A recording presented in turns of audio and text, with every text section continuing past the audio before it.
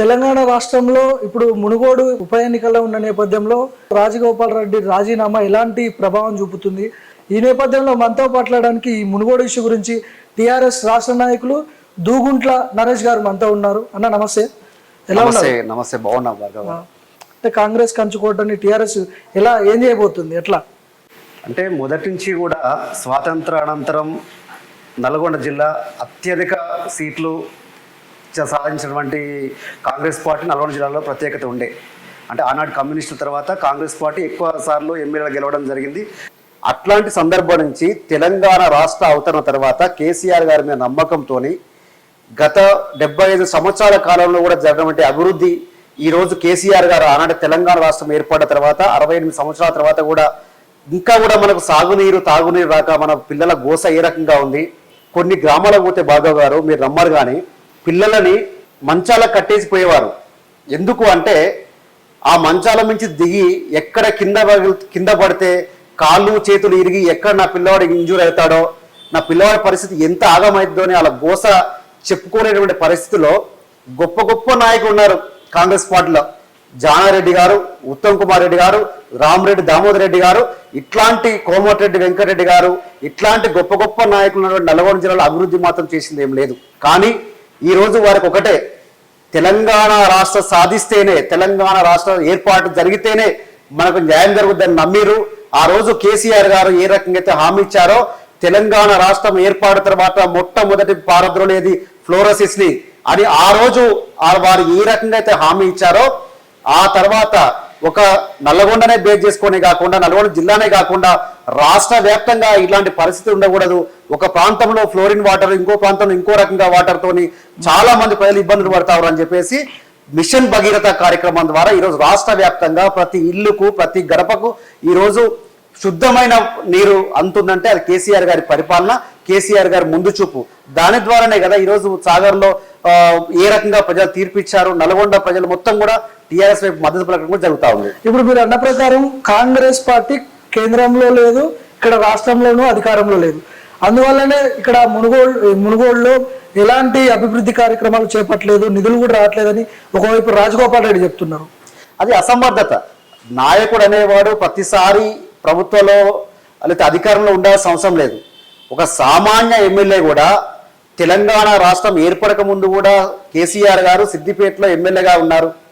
మరి ఎమ్మెల్యే సిద్దిపేటలో అభివృద్ధి చేసుకోగలిగారు. కరీంనగర్ ఎంపీగా ఉన్నారు, అక్కడ అభివృద్ధి చేసుకోగలిగారు. సామర్థ్యం నాయకుల్లో ఉండాలి, ఒప్పించుకునే తత్వం నాయకుల్లో ఉండాలి. ఇప్పుడు ప్రజలకు కావాల్సిన కష్టాన్ని ఎక్స్ప్లెయిన్ చేయడం సక్సెస్ కావాలి. ఎంపీ అంటే కేంద్రం నిధుల నుంచి ఎంపీ కోటాలో అవి వేరే సపరేట్ వచ్చేసాయి, కానీ ఎమ్మెల్యేకి రాష్ట్రం నుంచే రావాలి కదా నిధులు. సో అక్కడ కాంగ్రెస్ పార్టీ ఉన్నప్పుడు అధికార టీఆర్ఎస్ పార్టీ ఎలా నిధులు విడుదల చేసే అవకాశాలు ఉన్నాయంటారు? మీరు బాగా అబ్జర్వ్ చేయండి భార్గవ్ గారు. కోమటిరెడ్డి రాజగోపాల్ రెడ్డి గారు రాజీనామా చేసే క్రమంలో ఒక మాట అన్నారు. ప్రతి గ్రామానికి ఒక మంత్రి జగదీశ్వర్ రెడ్డి గారు వచ్చేసి కళ్యాణ లక్ష్మి చెక్కులు పంచుతా ఉన్నాడు, రైతు భవన రైతు వేదికలు ఓపెన్ చేస్తా ఉన్నాడు. అంటే గ్రామ స్థాయికి కూడా మంత్రి గారు వస్తా ఉన్నారని చెప్పారు వాళ్ళు. అంటే ఇండైరెక్ట్ గా ఏంది, అభివృద్ధి అక్కడ జరుగుతూ ఉంది, కాకపోతే అక్కడ నాకు పేరు రావట్లేదు అనే ఉద్దేశంతోనే ఈ రోజు రాజగోపాల్ రెడ్డి గారు తీసుకున్నారు. రాజగోపాల్ రెడ్డి గారు ప్రతి సందర్భంలో మునుగోడు అభివృద్ధి కోసం రాజీనామా చేస్తా అంటున్నారు కదా, మీరు కూడా చూశారు కదా. కానీ నిజానికి ఏం జరిగింది అక్కడ? వారు డైరెక్ట్ గా సోనియా గాంధీ గారికి లేఖ రాయడంలో ఏం రాశారు, మీరు ఇతర పార్టీల నుంచి వచ్చిన రేవంత్ రెడ్డి గారికి మీరు పీసీసీ ఇవ్వడం వల్ల నేను మనస్తాపానికి గురయ్యాను. రాహుల్ గాంధీ గారన్నా నాకు గౌరవమే, సోనియా గాంధీ గారన్నా గౌరవమే, కానీ ఇట్లాంటి వారి నాయకత్వంలో నేను పనిచేయలేకపోతున్నా అని చెప్పేసి వాళ్ళు రాజీనామా రాసి చేయడం జరిగింది. అంటే ఇక్కడ ప్రజలను మభ్యపెట్టడం చూస్తా ఉన్నాం, ప్రజల్ని ప్రలోభ పెడతా ఉన్నారు, ప్రజల్ని తప్పుదోవ పట్టిస్తా ఉన్నారు. ఈ విషయం ప్రజలకు అర్థమైంది కాబట్టే ఈ రోజు ప్రజలంతా కూడా ఆహ్వానిస్తా ఉన్నారు. మేము 5 ఏళ్లు పట్టిన శనిని మేము 3.5 సంవత్సరాలని క్లియర్ చేసుకుంటున్నాం మునుగోడు ప్రజలుగా. మళ్ళీ మాకు మా టీఆర్ఎస్ పార్టీ మేము గెలిపించుకుంటాము, మా టీఆర్ఎస్ పార్టీ అభివృద్ధిని మేము గెలిపించుకుంటాము, కేసీఆర్ గారి నాయకత్వాన్ని బలపరుస్తామని చెప్పేసి ఈ రోజు ప్రజలంతా కూడా, ఎలక్షన్లు స్టార్ట్ కాలేదు, ఎలక్షన్ అడావుడి స్టార్ట్ కాలేదు, కానీ ఈరోజు గ్రామాన కూడా సొంతంగా ఈరోజు టీఆర్ఎస్ వైపు మద్దతు పలుకుతా ఉన్నారు.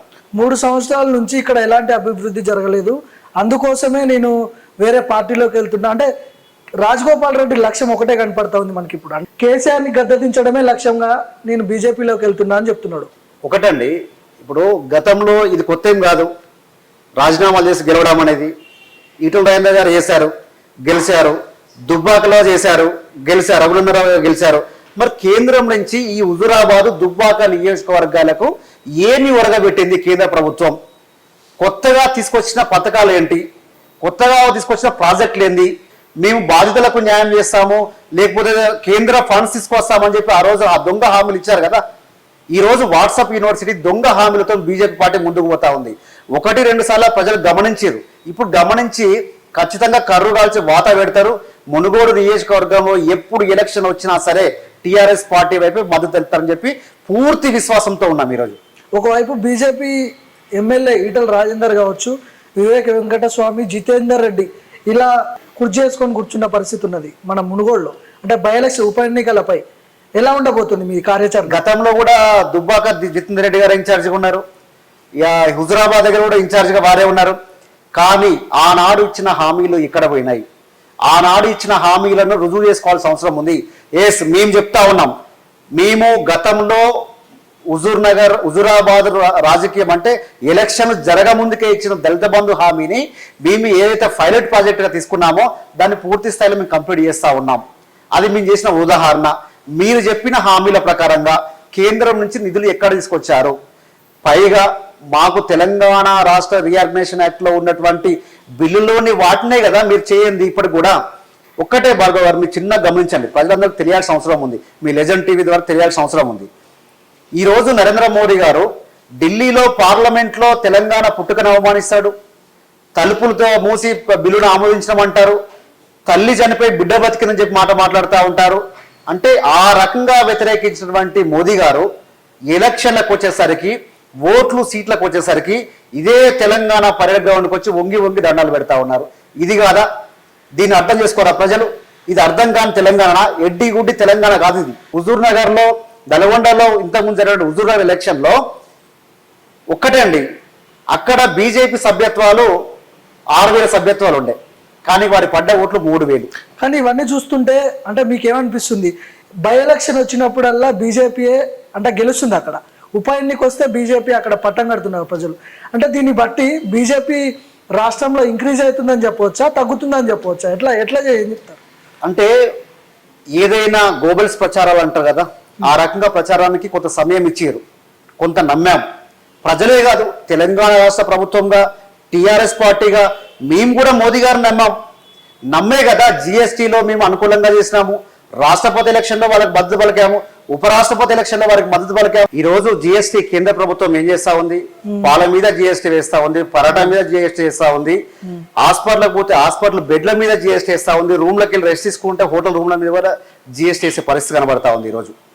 అయితే తెలంగాణ రాష్ట్రానికి కేంద్ర ప్రభుత్వం తేడా ఏంటంటే, బిడ్డ పుట్టిన నాటి నుంచి కూడా చనిపోయేదాకా ప్రతి దగ్గర కూడా ప్రభుత్వం అండగా నిలబడుతున్న తెలంగాణ రాష్ట్ర ప్రభుత్వం ఒకవైపు అయితే, బిడ్డ పుట్టిన నాటి నుంచి చనిపోయేదాకా ప్రతి సందర్భంలో కూడా ట్యాక్స్ వసూలు చేసిన ప్రభుత్వం కేంద్ర ప్రభుత్వం.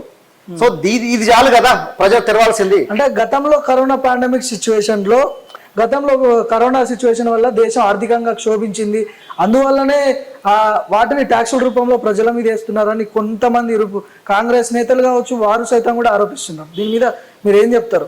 ఇప్పుడు 2014 అధికారం రాకముందుకు బడ్జెట్ ఎంత, అప్పు ఎంత అప్పు ఉంది, ఎంత బాండ్ రూపంలో ఉన్నాయి, ఎంత అనేది అందరికి తెలిసిన విషయం కదా. ఇది దాచిపెట్టేది ఏం కాదు కదా, ఓపెన్ సీక్రెట్ కదా ఇది. సో దీన్ని మళ్ళీ కొత్తగా వేరే వాళ్ళ మీద నిందలు వేయడము, వేరే వాళ్ళ మీద నిందలు వేస్తా ఉన్నారు కాబట్టే ఈరోజు ప్రభుత్వం మీకు ఇచ్చింది కదా. కాంగ్రెస్ పార్టీ కాకుండా స్కాంగ్రెస్ అయింది. ఏ నుంచి జెడ్ వరకు ఏ ఒక్క లెటర్ కూడా ఖాళీ లేకుండా ప్రతి అక్షరంలో కూడా ఒక స్కామ్ చేసింది కాబట్టే ఈ రోజు నరేంద్ర మోదీ గారు అయితే ఏదో గొప్పగా చేస్తారు, బీజేపీ పార్టీ అయితే ఏదో సిద్ధాంతాల ప్రకారంగా పోద్దని చెప్పేసి మిమ్మల్ని నమ్మి చేపించారు. కానీ మీరు కూడా నట్టేయడం ఉంచింది కదా. మేము ఈ 8 సంవత్సరాల కాలంలో ఒక 100 స్కీములు చెప్తాము, రైతులను ఆదుకుంటా ఉన్నాము, రైతు పెట్టుబడికి ఆసరా అవుతా ఉన్నాము, రైతు చనిపోతే 5 లక్షల రైతు బీమా ఇస్తా ఉన్నాము. చేనేతలను మీరు పట్టించుకోకుండా పోతే, మీరు జిఎస్టీ రూపంలో పన్నులు వేస్తే మేము వారికి రైతు చేనేత బీమా చేసి చూపిస్తున్నాము. ఈరోజు బీడీ కార్మికులకు అండగా ఉంటున్నాం, బోధకాల వ్యాధిగ్రస్తులకు అండగా ఉంటున్నాం, డయాలసిస్ పేషెంట్లకు అండగా ఉంటున్నాం. ఈ రకంగా ప్రతి ఒక్క సందర్భంలో మేము కూడా ఈరోజు మా ప్రభుత్వం అండగా ఉంటుంది. ఇది ఆ ఉచితం కాదు, ఇది ప్రజలకు మనం ఇవ్వాల్సిన మద్దతు. ఒక తరాన్ని గనక చదివించి మనం ముందు తీసుకుపోయినట్లయితే రాబోయే రోజుల్లో మన రాష్ట్రం కూడా ముందు విద్యలో మనం ముందుకు పోతామని నమ్మిరు కాబట్టి ఆనాటి ఉద్యమ కాలం నుంచి కూడా అదే మేము చెప్తా ఉన్నాం కాబట్టి ప్రజలందరికీ కూడా విద్యా వైద్యం అందాలి కాబట్టి ఈ రోజు మేము అదే దాన్ని రుజువు చేసుకుంటూ పోతా ఉన్నాం. అంటే టీఆర్ఎస్ లో సరి అయిన గుర్తింపు లేకుండా కేసీఆర్ పట్టించుకోకుండా కొంతమందిని ఇట్లా చేయడం వల్ల బీజేపీలోకి రావడం, కాంగ్రెస్ లోకి వెళ్ళడం, ఇలా వలసలు ఎందుకు జరుగుతున్నాయి అసలు? ఈరోజు టీఆర్ఎస్ పార్టీకి ఒక్కొక్క నియోజకవర్గంలో 119 నియోజకవర్గంలో ప్రతి నియోజకవర్గంలో మినిమం 3 నుంచి 10 మంది వరకు కూడా ఆశావాహులు ఉన్నారు ఎమ్మెల్యే స్థాయికి. అంటే ఆ స్థాయిలో ఈ రోజు ఎదిగినటువంటి పార్టీ టీఆర్ఎస్ పార్టీ. ఈరోజు టీఆర్ఎస్ పార్టీకి నాయకత్వం లోపం లేదు, అంటే మాకు వస్తుందో రాదని ఒక అపోహతోని కొంతమంది చేరుతా ఉన్నారు బీజేపీ పార్టీలో. అంటే ఈ రోజు మిగతా పార్టీల నుంచి వస్తే గన ఈరోజు బీజేపీ పార్టీకి అభ్యర్థులు కరువయ్యారు కాబట్టి వాళ్ళు ఎవరైనా తీసుకునే పరిస్థితి ఉంది. ఈరోజు అట్లాంటి వారిని తీసుకొని మా బలం అని చూపించుకుంటా ఉన్నారు కదా, అది ప్రజలందరూ తెలిసిన విషయమే కదా. ఇప్పుడు కొంతమంది అసంతృప్తి ఎమ్మెల్యేలు ఉన్నారు, వాళ్ళు బీజేపీలోకి పోతే టీఆర్ఎస్ కి ఎలాంటి ముప్పు ఉందంటారు మీరు? టీఆర్ఎస్ పార్టీనే తెలంగాణకు శ్రీరామ రక్ష అని చెప్పి 12 మంది కాంగ్రెస్ ఎమ్మెల్యేలే మా పార్టీలో ఉంటే మేము న్యాయం చేయలేము, మా నియోజకవర్గం న్యాయం చేసుకోలేము, మా పార్టీ ఎప్పటికీ తెలంగాణ వ్యతిరేకంగా పోతా ఉంది, మా నాయకత్వం ఎప్పుడు సరిగ్గా చూసుకోలేకపోతా ఉంది, మా నాయకుల్ని కాపాడుకోలేకపోతా ఉంది అని చెప్పి నమ్మి ఈరోజు టీఆర్ఎస్ వైపు అడుగులేసారు కదా. అట్లాంటి సందర్భంలో టీఆర్ఎస్ పార్టీ వెళ్ళి మళ్ళీ ఇంకో దగ్గరకో పోద్దని ఎట్లా అనుకుంటాం మనం? అసలు ఆ అవకాశమే లేదు. ఈటల రాజేందర్ గారి మీద ఆరోపణలు ఉన్నాయి, ఈటల రాజేందర్ గారిని మేము వ్యతిరేకించినాం. అంటే టీఆర్ఎస్ పార్టీలో మీరు ఉన్నంత మాత్రాన, మీరు మంత్రి అయినంత మాత్రాన మీ ఇష్టం ఉన్నట్టు కబ్జాలు చేయకూడదు, మీ ఇష్టం ఉన్నప్పుడు రాముడి భూములు ఆక్రమించుకోకూడదు, దళితుల భూములు ఆక్రమించుకోకూడదు, అసైన్ ల్యాండ్ తీసుకోవద్దని మేము చెప్పినాము. దాని మీద కేసులు అయినాయి. ఆ సందర్భంలో వారు పార్టీకి పోయిన తప్ప టీఆర్ఎస్ పార్టీ నుంచి సొంతంగా పోయే అవకాశాలు ఏ కోశానకు లేవు. ఈటల రాజేందర్ ముఖ్యంగా వచ్చే అసెంబ్లీ ఎన్నికల్లో పెద్ద ఎత్తున ఫోకస్ చేసి సగం తెలంగాణని ఆక్రమించుకున్నట్టు తెలుస్తోంది. అంటే ఏం చెప్తారు వారి మాటల్లో? యొక్క ఆయన రాజీనామా అనంతరం బీజేపీలోకి రావడం, బీజేపీలో హుజూరాబాద్ లో గెలవడం, అంటే ఇవన్నీ చూస్తుంటే మీకు ఎలా అనిపిస్తుంది? ఈటల రాజేందర్ కేసీఆర్ ని ఓడగొడతాడు అనిపిస్తుందా మీకు వచ్చే అసెంబ్లీ ఎన్నికల్లో? ఇప్పుడు ఈటల రాజేందర్ గారి మాటల్లో అహంకారం కనబడతా ఉంది. ఆత్మగౌరవం చెప్పిన ఆయన అహంకారంగా మాట్లాడుతూ ఉంటే ప్రజలకు అర్థం కాదండి. ఈరోజు సగాన్ని మేము ఆక్రమించుకుంటాం, సగం సీట్లు మేము తీసుకుంటాము అనే రకంగా మాట్లాడము, ఉద్యమ నాయకుడు నీకు రాజకీయ భిక్ష పెట్టిన కేసీఆర్ గారిని నిందించడము, ఈ రకంగా మాట్లాడినప్పుడే ఆయన నైతికత లేదు, ఆయన నైతిక విలువలు లేవు, ఆయనకు ఆత్మగౌరవం లేదు, ఏమీ లేదు. వారికి కావాల్సిన సోయల్లా ఆయనకు పదవి కావాలి, ఆయన సేఫ్ ఉండాలి, ఆయన కుటుంబం సేఫ్ ఉండాలి అనే ఉద్దేశంతోనే తప్ప ఈటల రాజేందర్ గారు ఆ యొక్క నియోజకవర్గానికి ఇన్నిసార్లు వెళ్ళి ప్రధానమంత్రిని కలుస్తా ఉన్నారు, ఇన్నిసార్లు కేంద్ర మంత్రిని కలుస్తా ఉన్నారు. ఎందుకు కరీంనగర్కు ఏ ఒక్క హోదాను తీసుకురాలేకపోతా ఉన్నారు? ఎందుకు కరీంనగర్ నిజామాబాద్ పసుపు బోర్డు తీసుకురాలేకపోతా ఉన్నారు? ఎందుకు నా రైల్వే కోచ్ ఎందుకు ఇవ్వలేకపోతా ఉన్నారు? వీటి మీద స్పందించారని ఎవరన్నా? వాళ్ళ అధినాయకత్వం మీద ఒత్తిడి తీసుకురాకపోగా పైగా ఇక్కడ రాష్ట్ర నాయకత్వం మీద నిందలు వేసే ప్రయత్నం చేస్తూ ఉంటారు. మరి నీతి ఆయోగ్ సిఫారసు చేసిన 24,000 కోట్ల రూపాయలు మనకి ఇచ్చినట్లయితే ఆ 24,000 కోట్ల రూపాయలు వేరే దాని మీద మేము కేటాయించినట్లయితే ఈ పరిస్థితి వచ్చేదా? జిఎస్టీ వల్ల నష్టం జరిగినటువంటి 1,500 కోట్ల రూపాయలు తీసుకొచ్చేసి మా తెలంగాణ ప్రభుత్వానికి ఇచ్చి ఉంటే మేము దాన్ని ఏదో బాసరకో లేదా ఇంకో దానికి ఉపయోగిస్తే ఈ పరిస్థితి కనపడేదా? మరి ఇట్లా లోపాలు కేంద్ర ప్రభుత్వం దగ్గర పెట్టి, ఇట్లా లోపాలు మన దగ్గర ఉన్నటువంటి జిఎస్టీ తీసుకెళ్లి ఫైనాన్స్ కమిషన్ చెప్పినట్టు ప్రకారంగా 41%, 42% మిగతా ఇచ్చేసి మన కొత్తగా ఏర్పడిన రాష్ట్రానికి మీరు ఇచ్చిన హామీలు ఎక్కడ పోయినాయి? మీరు అండగా నిలబడిన బాధ్యత మీ మీద లేదా? తెలంగాణ భారతదేశం అంతర్భాగం కాదా? మరి ఇవన్నీ మేము ప్రశ్నిస్తున్నప్పుడు ఎందుకు స్పందించట్లేదు? ఆ రోజు జాతీయ సమావేశాలకు వస్తే మేము మొత్తం ప్రశ్నలు సంధించినామండి. ఏ ఒక్క ప్రశ్న కూడా సమాధానం చెప్పలే మోదీ గారు. దీన్ని ప్రజలు ఏ రకంగా అర్థం చేసుకోవాలి? తెలంగాణ ప్రజలు ఏ రకంగా నమ్ముతారు బీజేపీ పార్టీని? ఇప్పుడు మునుగోడు ఇష్యూకి వచ్చినట్లయితే మనం అక్కడ టీఆర్ఎస్ లోకల్ లీడర్లు కావచ్చు, ఎంపీటీసీలు కావచ్చు, జెడ్పీటీసీలు కావచ్చు, వీళ్ళు కొంత అసంతృప్తికి లోనైనట్టు వారిని మంత్రి జగదీశ్వర్ రెడ్డి ఆధ్వర్యంలో బుజ్జగింపులు జరుగుతున్నట్టు సమాచారం ఉంది. అది అంతర్భాగం అండి. ఇప్పుడు ఏ పార్టీకైనా నేను ముందే చెప్పాను, మా పార్టీలో నాయకత్వం లోపం లేదు. ఒక్కొక్క నియోజకవర్గాన్ని పోటీ చేసే స్థాయి ఉన్న వాళ్ళు 10 మందికి పైగా ఉన్నారు. మరి అట్లాంటి సమయంలో ఏ ఒక్క టికెట్ ఇచ్చినా మిగతా 9 మంది కలిసి పనిచేయాలి కదా. మేము ఒక టికెట్ ఇవ్వగలుగుతాము, అందరికి 10 మంది పోటీ చేసే అవకాశం ఇవ్వలేదు కదా, ఏ రాజకీయ పార్టీ ఇవ్వలేదు కదా. ఇప్పుడు ఎవరంటారు అక్కడ మునుగోడులో? టిఆర్ఎస్ పార్టీ ఈ అభ్యర్థి ఎవరైనా సరే అక్కడ గెలిచేది టిఆర్ఎస్ పార్టీ, ఎగిరేది గులాబీ జెండా. పార్టీని చూసి ఓటేస్తారంటారా, వ్యక్తిగతంగా ఓటేస్తారంటారా? ఖచ్చితంగా 100% పార్టీని చూసి కేసీఆర్ గారి మీద నమ్మకంతోనే ఓట్లు వేస్తారు. కానీ అక్కడ మునుగోడు ప్రజలు మాత్రం ఖచ్చితంగా రాజగోపాల్ రెడ్డి ఏ పార్టీలో ఉన్నా కూడా వ్యక్తిగతంగా ఓట్లు వేసి మేము గెలిపిస్తామని చెప్తున్నారు. ఇప్పుడు ఒకటి స్పష్టంగా తెలియాల్సిన అవసరం మునుగోడు ప్రజలకు, రాజగోపాల్ రెడ్డి గారు నేను అధికార పార్టీలో లేను కాబట్టి నాకు నిధులు ఇవ్వట్లేదని చెప్పి వారు చెప్తా ఉన్నారు. మరి వారు రాజీనామా చేసిన పోయిన పార్టీ ఏంటి?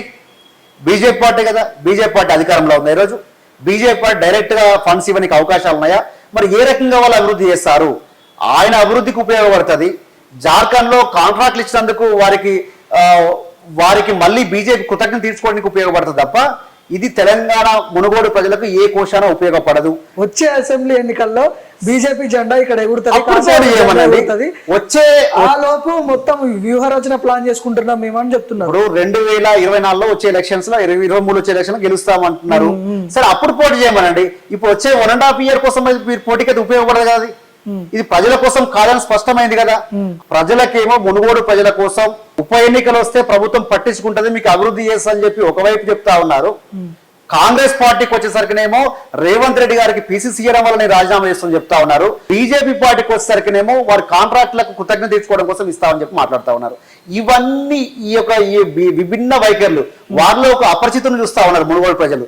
ఈ రకంగా తయారైన అపరిచితుని కాదు మనకు కావాల్సింది.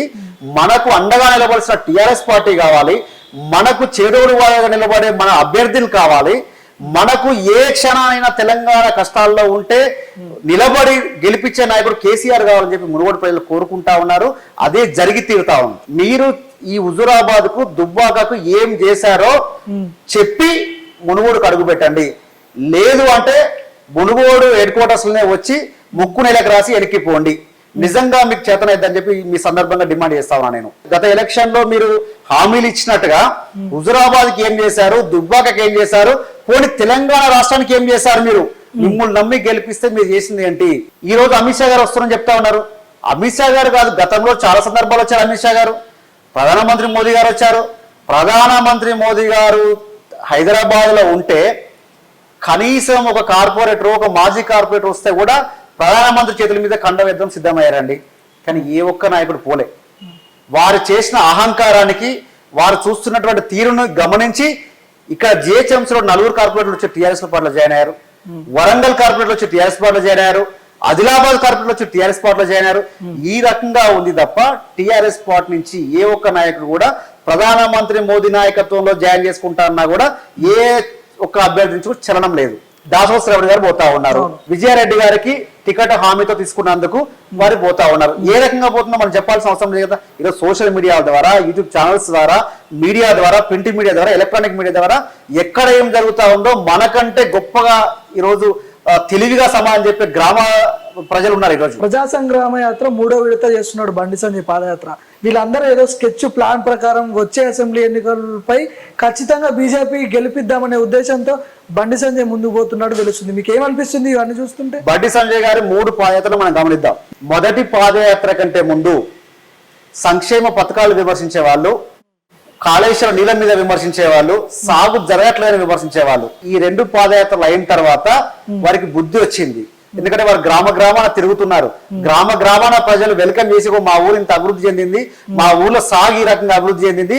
ఈ రోజు మా గ్రామ ప్రజలే కాకుండా కేంద్ర ప్రభుత్వం ఆధీనంలో ఉన్నటువంటి FCI కూడా ఏ రకంగా 1 కోటి టన్నుల నుంచి 3 కోట్ల టన్నుల వరకు కూడా వరిధాన్యం పెరిగింది తెలంగాణ అని చెప్పి ఒక నివేదిక ఇవ్వడం కూడా జరిగింది. ఆ తర్వాత వారి మాటల్లో మార్పు వచ్చి తర్వాత హిందూ ముస్లిం అని, లేకపోతే Bhagyalakshmi temple, Bhadrakali temple, Bhadradri temple అని ఈ రకంగా వాళ్ళు కులాల మధ్య, మతాల మధ్య విద్వేషం రెచ్చగొట్టే విధంగా మాట్లాడుతుంది తప్ప అభివృద్ధి నుంచి మాట్లాడలేకపోతా ఉన్నారు. అంటే మీరు పాదయాత్ర చేయడం వల్ల కొంత మార్పు జరిగింది. మీరు ఇతర రాష్ట్రాల నుంచి మీరు ఇన్ఛార్జ్ గా తీసుకొచ్చుకొని మా పల్లెలకు, మా గ్రామాలకు మీరు ఇన్ఛార్జ్ వేయడం వల్ల వారికి కూడా తెలంగాణ గొప్పతనం తెలిసింది. మేము చాలా థ్యాంక్స్ చెప్తా ఉన్నాం ఈ రోజు బండి సంజయ్ గారికి, బీజేపీ పార్టీకి. ఇక్కడ ప్రజల నుంచి ఆ స్పందన కరువైంది బీజేపీ పార్టీకి. ఈ రోజు తెలంగాణ ప్రజలు కేంద్రంలో ఈసారికి మీరు మాత్రమే చేయగలుగుతారు చెప్పి గతంలో ఏ రకంగా అవకాశం ఇచ్చిందో ఆ అవకాశం నుంచి కొంత దూరం అయిపోతా ఉన్నారు. ప్రాంతీయ పార్టీలను కనుమరుగు చేసే ప్రయత్నం చేస్తా ఉన్నారు. కాబట్టి ఒక్కొక్క ప్రాంతీయ పార్టీ మీ నుంచి దూరం అయిపోతా ఉంది. మీరు దూరమయ్యే క్రమంలో ఈడీలను ఉపయోగించి సిబిఐలను ఉపయోగించి పార్టీలను బెదిరించి నాయకులను బెదిరించి ఎమ్మెల్యేలను బెదిరించి ఎంపీలను బెదిరించి మీరు మీ వైపుగా లాక్కునే ప్రయత్నం చేస్తూ ఉన్నారు. కానీ అది ఎక్కువ నిలబడదు. ఖచ్చితంగా కూడా ప్రజాస్వామ్య వ్యవస్థలో ప్రజలు ఏం కోరుకుంటారో దాని వైపు నిలబడాలి తప్ప మీరు అనుకున్నట్టుగా మీరు మాత్రమే రాజకీయాల్లో ఉండాలి, మీరు మాత్రమే అధికారంలో ఉండాలి, మీరు మాత్రమే పరిపాలించాలనే కోరిక ఏదైతే ఉందో అది మాత్రం దాన్ని వెనక్కి తీసుకుంటే లేదా దాన్ని పక్కకు పెడితే బాగుంటుంది తప్ప మేము అదే రకంగా పోతామంటే మాత్రం ప్రజలు ఖచ్చితంగా బుద్ధి చెప్తారు. మునుగోడు ఇష్యూకి వచ్చేసరికి గతంలో కూసుకుంట్ల ప్రభాకర్ రెడ్డి ఉన్నాడు, అక్కడ ఎమ్మెల్యేగా ఉన్నాడు. రాజగోపాల్ రెడ్డి తర్వాత ఇప్పుడు కోమటిరెడ్డి వెంకటరెడ్డి కూడా బీజేపీలోకి పోయే వ్యూహరచనలో ఉన్నాడు. ఈ కోమటిరెడ్డి బ్రదర్స్ బీజేపీలోకి పోతే మరింత బలం చేకూరుతుందనే ఉద్దేశం బీజేపీ నేతల్లో కదులుతుంది. అంటే మీకు ఎలా అనిపిస్తుంది, ఎట్లా అనిపిస్తుంది? కాంగ్రెస్ నేతలు సైతం, సీనియర్ లీడర్లు సైతం బీజేపీలోకి పోవడం, కాంగ్రెస్ బలహీనపడ్డం, ఇక్కడ పోటాపోటీ ఎవరికి? అంటే మీకు కాంగ్రెస్ కా, లేకపోతే మీకు బీజేపీకా? టీఆర్ఎస్ వాజ్ బీజేపీయా, బీజేపీ వాజ్ కాంగ్రెసా? ఎట్లా? మునుగోడు ఎలక్షన్లకు వచ్చేసరికి టీఆర్ఎస్ పార్టీ మొదటి స్థానం. ఇక్కడ జరుగుతున్నటువంటి పోటీ ఎలక్షన్స్ 2-3 స్థానాల కోసమే. అంటే గొప్పగా చెప్పుకున్నటువంటి కాంగ్రెస్ పార్టీ, బీజేపీ పార్టీ, జాతీయ పార్టీలు చెప్పుకుంటారు కదా, ఆ జాతీయ పార్టీలు ఒక ప్రాంతీయ పార్టీ మీద సెకండ్, థర్డ్ ప్లేస్ కోసం ఈ రోజు పోటీ పడతా ఉన్నారు. ఎలక్షన్ జరుగుతా ఉన్నాయి. దానికి ఎలక్షన్ తప్ప ఈ రోజు గెలవడానికి ఏ కోశాన కూడా అవకాశం లేదండి. తెలంగాణ రాష్ట్రం ఏర్పడిన తర్వాత పాలేరు ఎలక్షన్ జరిగినాయి. రామరెడ్డి వెంకటరెడ్డి గారు చనిపోయిన తర్వాత అక్కడ తుమ్మల నాగేశ్వరరావు మా పార్టీ అభ్యర్థి. ఆ సమయంలో అన్ని పార్టీలు ఏకంగా అయ్యి ఒకటే అభ్యర్థులు నిలబెట్టారు, అయినా ఓడిపోయారు కదా. అక్కడ అన్ని పార్టీలు ఏకమైనా సరే ఈ రోజు టిఆర్ఎస్ పార్టీని తట్టుకునే శక్తి వారి దగ్గర లేదు. గతంలో జడ్పీ స్థానాలు గెలిచినప్పుడు 32 జడ్పీ స్థానాలు మేమే గెలుచుకున్నాం. 90% మున్సిపల్ చైర్మన్ మేమే గెలుచుకున్నాము. ప్రతి సందర్భంలో కూడా ప్రజలంతా కూడా మాకు అండగా ఉంటా ఉన్నారు. ఆ అండగా ఉన్నదాన్ని మేము అభివృద్ధి వైపు దాన్ని మలుస్తా ఉన్నాం. ఏ ఒక్కదాన్ని కూడా అంటే మీరు ఇచ్చిన రిజల్ట్ని మేము గర్వంగా ఫీల్ కాకుండా ఇంకా బాధ్యతగా తీసుకొని ఇంకా అభివృద్ధి చేసుకుంటూ పోతా ఉన్నాము. వచ్చే అసెంబ్లీ ఎన్నికల్లో ఖచ్చితంగా టీఆర్ఎస్ వాజ్ బీజేపీ ఉండే అవకాశాలు ఉన్నాయని విశ్వసనీయ వర్గాల ద్వారా సమాచారం. అంటే టగ్ ఆఫ్ వార్ ఉంటుంది, ఇంచుమించు బోర్డర్లో బీజేపీ గెలుస్తుందని బీజేపీ ముఖ్య నేతలు చెప్తున్నారు. ముఖ్య నేతలు చెప్తారండి, బోర్డర్ లో చెప్తున్నట్టు అర్థమైంది వాళ్ళకి ఓటమి భయం ఉందని. ఇంచుమించు బార్డర్ లోనే గెలుస్తారన్నప్పుడే ఈ మునుగోడు ఎలక్షన్ ద్వారా ప్రభుత్వాలు మారే అవకాశాలు ఉన్నాయా భార్గవ్ గారు మీరు చెప్పండి? మునుగోడు ఎలక్షన్ల వల్ల ప్రభుత్వాలు మారే అవకాశాలు ఏ కోశానైనా 0.001% అయినా ఉందా? లేదు. ప్రభుత్వాలు మారినప్పుడు మళ్ళీ ప్రతిపక్షంలోకి పోయి మీ ఎమ్మెల్యే గెలిచినప్పుడు ఇక్కడ చేతగానైనా అక్కడ పోయి ఏం చేశారు? తంతె లేవైనా గిస్తలేస్తారా? కాంగ్రెస్ కంచుకోటని బీజేపీ కంచుకోటగా మారుస్తాడేమో ఫ్యూచర్ లో. ఇక్కడ రాజకీయ స్వార్థం కనబడతా ఉంది. మీరు చెప్పిన 100% కరెక్ట్. అంటే కాంగ్రెస్ పార్టీ నాయకత్వాన్ని బీజేపీ పార్టీ నాయకత్వం వైపు తీసుకుపోవడం ప్రధాన ఉద్దేశం అయితే టిఆర్ఎస్ పార్టీకి ఆల్టర్నేట్ బీజేపీ పార్టీ అని చెప్పుకోవడానికి ఉపయోగపడుతుంది తప్ప ఈ ఎలక్షన్లు టిఆర్ఎస్ పార్టీకి పోటీ కానే కాదు. టిఆర్ఎస్ పార్టీ పాటుపడుతున్న తెలంగాణ కోసం, తెలంగాణ రక్షణ కోసం ఏ రకంగా పాటుపడుతుందో ప్రజలను చూస్తున్నారు. ఈ రోజు మీరు ఇచ్చిన ఇంటర్వ్యూలోనే, మీరు చెప్పిన మీ ఛానల్లోనే కొంతమంది పబ్లిక్ వాయిస్ చెప్తా ఉన్నారు, మా కోసం రాజీనామా చేయలే కోమటిరెడ్డి వెంకరెడ్డి, వారి వ్యాపారాల కోసం రాజీనామా చేసిండు, వారి స్వలాభం కోసం రాజీనామా చేసిండు తప్ప మా కోసం రాజీనామా చేయని చెప్పి చెప్తా ఉన్నారు. ప్రజలందరికీ అర్థమైంది. ఇంకేం కావాలండి? ఎలక్షన్ రాకముందుకే, నోటిఫికేషన్ రాకముందుకే ప్రజలకు అర్థమైంది కదా. అంటే అభివృద్ధి కోసమే నేను రాజీనామా చేసి, బీజేపీ అంటే ప్రశ్నిస్తున్న పార్టీ కదా, అందులోకి పోతే ఏమన్నా అభివృద్ధి జరుగుతుందేమో ఫ్యూచర్ లో అని నేను పోతున్నాను అంటున్నాడు. అదే ఇప్పుడు చెప్పడానికి అది ఉపయోగపడుతుంది, కానీ నిజానికి అది జరగలే కదా. వారు ఎవరి కోసం రాజీనామా చేసిర్రు, ఏ ప్రజల కోసం రాజీనామా చేసిర్రు? పార్టీ కోసం చేసిర్రా, పదవుల కోసం చేసిర్రా, కాంట్రాక్ట్ల కోసం చేసిర్రా? కాంట్రాక్ట్ల కోసం చేసిన ఒప్పందానికి కట్టుబడి చేసిండా? ప్రజలకు అర్థమవుతా ఉంది కదా. ఈరోజు రాజగోపాల్ రెడ్డి మీద ఆరోపణలు ఉన్న మాట వాస్తవమే. నేను అక్కడ ఉన్న పబ్లిక్ టాక్ లో నేను కూడా ఉన్నా అక్కడ. బట్ ఈ కమలం పెద్దల ద్వారా ఏదన్నా అక్కడ మిరాకిల్ జరగవచ్చు అనే ఉద్దేశంతో బీజేపీలోకి పోతున్నాడని అనుకోవచ్చా? 100% కమలం పెద్దలతో వారికి వచ్చిన ఈడీ నోటీసులు గతంలో చూసాం మనం. వారికి ఈడీ నోటీసులు కూడా అందినాయి. వారి కాంట్రాక్ట్ బిల్లు కూడా పెండింగ్ పెట్టని చెప్పి ప్రజలంతా అనుకుంటా ఉన్నారు. ఈరోజు నాయకులంతా అనుకుంటా ఉన్నారు. వారి పార్టీ అసంతృప్త నాయకులే వారు మాట్లాడుతూ ఉన్నారు. ఎవరు? బీజేపీ పార్టీ చెందిన సీనియర్ నాయకులు అసంతృప్తులే మీటింగ్లు పెట్టుకొని ఇట్లాంటి నాయకులు మన దగ్గరకు వచ్చి చేరుతా ఉన్నారు, మన పరిస్థితి అని చెప్పి వారు మాట్లాడుకుంటా ఉన్నారు. ఈరోజు ఆపోజిట్ గా ఏ పార్టీ ఉండబోతుంది? కాంగ్రెసా, బీజేపీ? అంటే టగ్ ఆఫ్ వార్ ఏది ఉండబోతుంది? మేము సమాంతరంగా ఉంటాయి అనుకుంటున్నాం. సెకండ్ ప్లేస్ థర్డ్ ప్లేస్ కి పోటీ జరుగుతా ఉంది. ఇక్కడ టిఆర్ఎస్ పార్టీకి పోటీ కానే కాదు, వాళ్ళిద్దరు వాళ్ళు కొట్లాడాల్సింది సెకండ్ థర్డ్ ప్లేస్ లకు. అంటే ఒకరికంటే ఒకరు ఎక్కువ, నేను బీజేపీ కంటే కాంగ్రెస్ ఎక్కువ, కాంగ్రెస్ కంటే బీజేపీ ఎక్కువ అని చెప్పుకోవడానికి మాత్రమే ఒక మునుగోడు ఎలక్షన్ జరుగుతుంది తప్ప టిఆర్ఎస్ పార్టీని అడ్డుకుంటాము, టిఆర్ఎస్ పార్టీ మీద గెలుస్తాము అనే దానికి ప్రశ్న ఉత్పన్నం కాదు. ఎందుకు అంటే ప్రజల నుంచి స్పందన ఆ రకంగా ఉంది. ప్రజల నుంచి ఆ రకంగా ఈ రోజు వారు రాజీనామా చేసిన తర్వాత వారి పార్టీ మండలాధ్యక్షులు లేదా పార్టీ ముఖ్య నాయకులు బీజేపీ పోవడానికి వెనకాడుతా ఉన్నారు. ఈరోజు బీజేపీని నమ్మి ముందుకు పోవడానికి వెనకాడుతా ఉన్నారు. ఈరోజు కాంగ్రెస్ పార్టీ నాయకత్వం ఒకవైపు ఆ రకంగా వీక్గా ఉంటే బీజేపీ పార్టీ నాయకత్వంలో ఈరోజు నాయకుడు దొరికారు కానీ క్యాడర్ లేదు. అక్కడ పరిస్థితి క్యాడర్ లేనటువంటి పార్టీని మనం ఏ రకంగా ముందుకు పోతారు, ఏం చేస్తారు అనేది వారు కూడా ఆలోచించుకోవాల్సిన అవసరం ఉంది. ఈ రోజు మీరు 1000 కోట్ల మీకు కాంట్రాక్ట్లు వచ్చినాయి కదా, దాంట్లో మేము 100 కోట్లు ఖర్చు పెడతామని చెప్పి ముందుకు పోవచ్చు కాక, కానీ ప్రతి సందర్భంలో 100 కోట్లు ఖర్చు పెడితే ఓట్లు రాలేవు, ప్రజలు నమ్మరు. ఇప్పుడు మీరు అన్నట్లే బయట వేరే కాంగ్రెస్ నుంచి కావచ్చు, బీజేపీ నుంచి కావచ్చు, వేరే ఇతర పార్టీల నుంచి కావచ్చు వలసలు వెళ్తున్నారు. అధికార పార్టీ టీఆర్ఎస్లోకి వెళ్తే ఇంకా బాగుంటుంది కదా. అట్లా మీరు అనే ప్రకారం అయితే ఇప్పుడు బీజేపీలోకి పోతే కాంట్రాక్ట్లు వస్తాయి, ఆస్తులు కాపాడుకోవచ్చు, ఇవన్నీ చెప్తున్నారు కదా. టీఆర్ఎస్ అధికార పార్టీ కదా, ఇందులోకి రావచ్చు కదా టీఆర్ఎస్ అనుకుంటే. ఒకవేళ అనుకుందాం మనం జనరల్ గా కోమటిరెడ్డి రాజగోపాల్ రెడ్డి గారు వాళ్ళు A1 కాంట్రాక్టర్, వారి కాంట్రాక్టులు మొత్తం దేశవ్యాప్తంగా నడుస్తూ ఉంటాయి. వారి కాంట్రాక్టులు ఒక తెలంగాణ పరిమితం కాదు. అట్లాంటప్పుడు తెలంగాణ రాష్ట్రంతో తెలంగాణ అధికారంలో పార్టీ వైపు ఉంటే వారికి ఏం లాభం జరుగుతుంది? వారికి స్వార్థ ప్రయోజనాలు కావాలి, వారికి కాంట్రాక్టులు ఎక్కువ రావాలి, వాళ్ళ బిల్లు తొందరగా రావాలి, వాళ్ళకు సెంట్రల్ మినిస్టర్లు అండదండలు ఉండాలి, ప్రధానమంత్రి గారు అండదండలు ఉండాలి. మరి అట్లాంటి సందర్భంలో టీఆర్ఎస్ వైపు ఏ రకంగా వాళ్ళు అడుగులు వేస్తారనుకుంటున్నాము? గతంలో ఐటీ పార్క్ జరిగిందండి దండుమయారం దగ్గర, మా నల్గొండ జిల్లా బార్డర్లోనే ఉంటున్నది. ఐటీ పార్క్ సందర్భంలో అక్కడ లోకల్ శాసనసభ్యులుగా ఇదే రాజగోపాల్ రెడ్డి గారు అక్కడ వారు కూడా వచ్చారు కేటీఆర్ గారితో పాటు. వారే చెప్పారు ఈ రోజు నెంబర్ 1 లీడర్ కేటీఆర్ గారు, ఒక విజన్ ఉన్న లీడర్ కేటీఆర్ గారు అని చెప్పి వారే చెప్పారు. వారే ప్రతి సందర్భంలో పొగిడారు. వీరు చేస్తేనే ఈ మాత్రం డెవలప్ అవుతా ఉంది ఏరియా అని చెప్పి వారు మాట్లాడారు. మరి అవన్నీ ఎక్కడికి పోయినాయి? ఎలక్షన్ వచ్చేసరికి నెగిటివ్ మాట్లాడడం, ఎలక్షన్ అయిపోయిన తర్వాత అభివృద్ధి అప్పుడేమో నిజాలు మాట్లాడము, ఇది ఎంతవరకు సమంజసమని ప్రశ్నిస్తా ఉన్నాం ఈరోజు మేము. నెక్స్ట్ టీఆర్ఎస్ గవర్నమెంట్ ఫామ్ అయ్యే అవకాశాలు ఉన్నాయంటారా? 100% ఫామ్ అవుతుంది.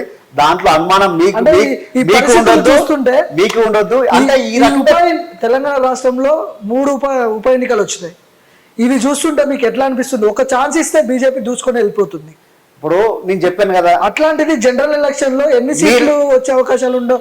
మీరు అనుకున్న ప్రకారం ఏంటంటే దుబ్బాక గెలిచారు, హుజూరాబాద్ గెలిచారు కాబట్టి ఈ ఊపుతో పోతుంది అంటున్నాం. మేము అనుకున్నది ఏంటంటే మా ప్రజలకు నిజాలు తెలుస్తా ఉన్నాయి నెమ్మదిగా.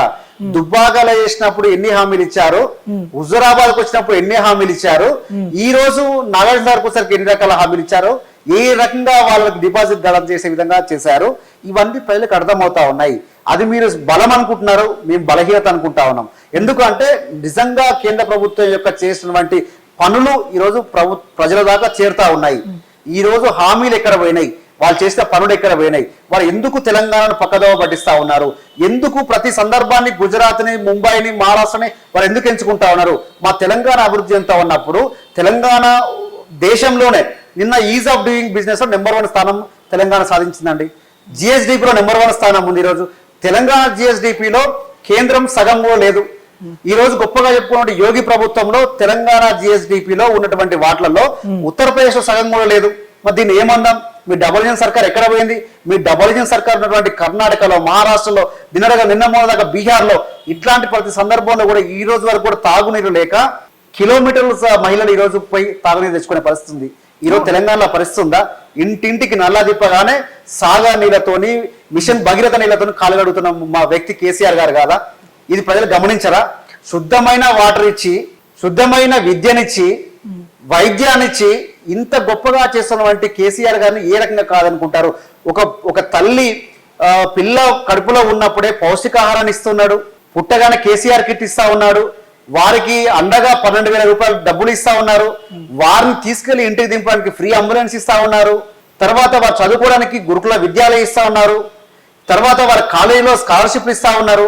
వారు పెరిగి పెద్దయి విదేశాలకు పోతా అంటే 20 లక్షల రూపాయలు 100% సబ్సిడీతో ఈ రోజు ఇస్తున్న ప్రభుత్వం దేశంలో ఎక్కడా లేదు, తెలంగాణలో మాత్రమే ఉండదు. కానీ తెలంగాణ రాష్ట్రంలో ప్రజలు దళితులకు 3 ఎకరాల భూమి కావచ్చు, డబల్ బెడ్రూమ్ విషయంలో కావచ్చు, కేసీఆర్ సర్కార్ కొంత ఫెయిల్ అయిందనే కొంతమంది అంటే ప్రజలు ఆరోపిస్తున్నారు. టీఆర్ఎస్ నాయకులు వాళ్ళ అనుచరులకు మాత్రమే డబల్ బెడ్రూమ్లు వచ్చినాయి, ఇలా కొంత టాక్ ఉంది.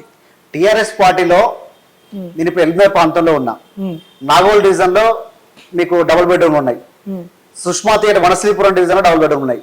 మీరు వీలైతే అక్కడికి వెళ్ళి కనుక్కోండి ఏ టిఆర్ఎస్ పార్టీ నాయకుడు డబుల్ బెడ్రూమ్ వచ్చింది అది మీరు కనుక్కొని తెలిసిపోతుంది కదా.